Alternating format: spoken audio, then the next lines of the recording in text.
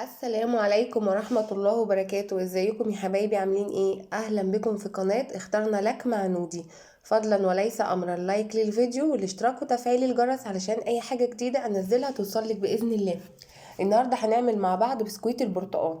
بسكويت البرتقال معروف بريحته الجميلة، بطعمه الاخضر، بطعمه بجد رائع رائع، خاصة بقى مع فنجان الشاي الصبح او فنجان القهوه بتاعك. حاجه انت اللي مقلله السكر ومتحكمه في السكر. بصي من جوه ومن بره والتسويه بتاعته.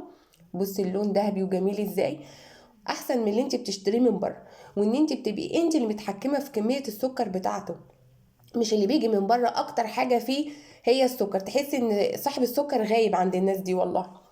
معايا هنا كوبايه الا ربع زيت، ومعايا هنا كوبايه الا ربع سكر بودر، ومعايا 3 كوبايات دقيق بالتساوي، ومعايا بيضة وفانيليا ورشة ملح صغيرة، ومعايا هنا كوباية الا ربع زبدة، ومعايا هنا معلقتين نشا، ومعايا كوباية الا ربع عصير برتقال فريش مش حاطة عليه مية، ومعايا هنا بشر البرتقال، ومعايا معلقتين لبن بودر ومعلقة بيكنج باودر.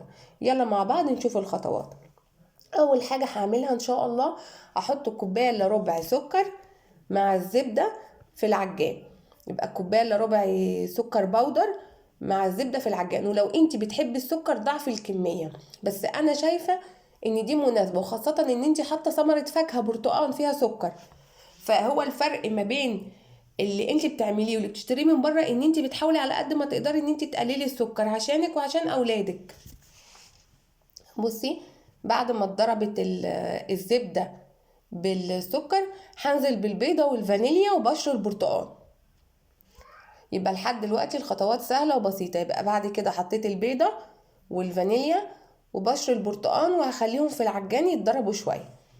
يبقى الأول السكر البودر مع الزبدة، وبعد السكر البودر والزبدة هتحطي البيضة بالفانيليا وبشر البرتقال. بصي الشكل، قربتلك الكاميرا عشان تشوفي. وبعد كده هنزل بكوباية البرتقال الفريش اللي هي مش مضاف ليها مية، وبعد كده هسيبهم برضو في العجان تاخد بطعم البرتقال عشان يديكي نتيجة ممتازة بإذن الله.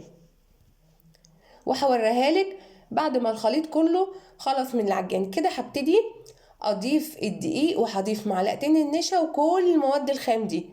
هنزل بكوبايتين الدقيق الاول، وهشوف الاول الخليط هيتشرب كل الدقيق ولا لا. يعني متنزليش بالدقيق كله مره واحده. شوفي، ممكن ما يحتاجش الكميه دي كلها، ممكن يحتاج اكتر، ممكن يحتاج اقل.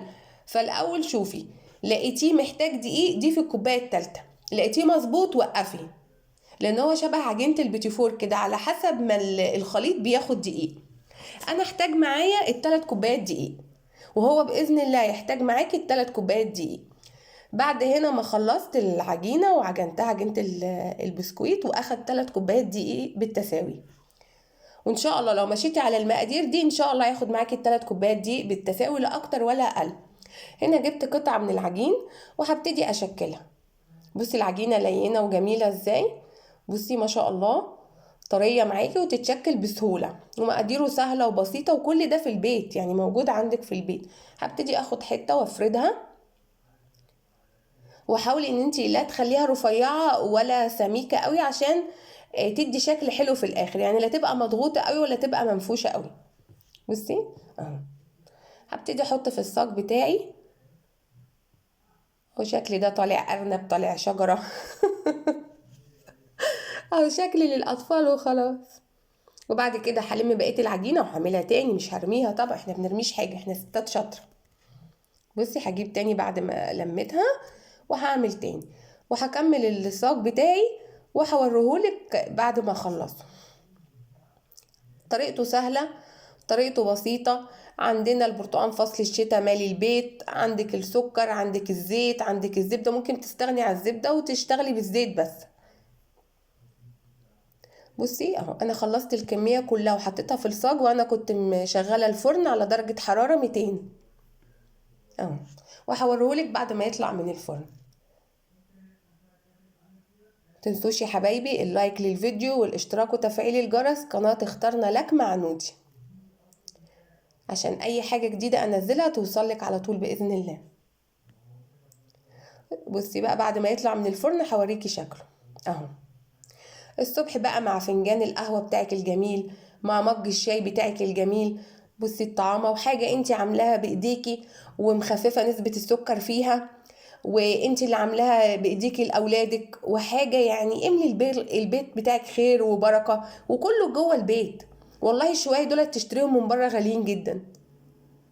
بصي ما فيهاش اي افتكاسات ولا اي حاجة، هما بيعملوا كده نفس الحركة. وكفاية ان انت ضامنة نظافته، ان انت اللي شغالة فيه بايديكي. بصوا الطعامة، وهنا قدمته في طبق التقديم. وبالهنا والشفا يا حبايبي للي يجربها بطريقة نودي وتطلع معاها مظبوطة بإذن الله، واللي تجربها وتعجبها تكتب لي تحت في التعليقات. وبالهنا والشفا يا حبايبي لأي حد يجربها. بجد طريقته سهلة، طريقته بسيطة، مقاديره أسهل، مفيش حاجة أسهل من كده، وكل الحاجة موجودة عندنا في بيوتنا. ونقلل نسبة السكر شوية من المشتريات اللي احنا بنجيبها من بره. السكر خطر كتير كتير يا جماعة على الأطفال بالذات. حاولي على قد ما تقدري تعملي الحاجات دي بايديكي في البيت. بصي بوريكي التسوية من فوق وتحت، واللون ذهبي وجميل ازاي، وطعم البرتقال مش قادرة اقولك بقى مالي الشقة. وبالهنا والشفا للي يجربوا يا حبيبي.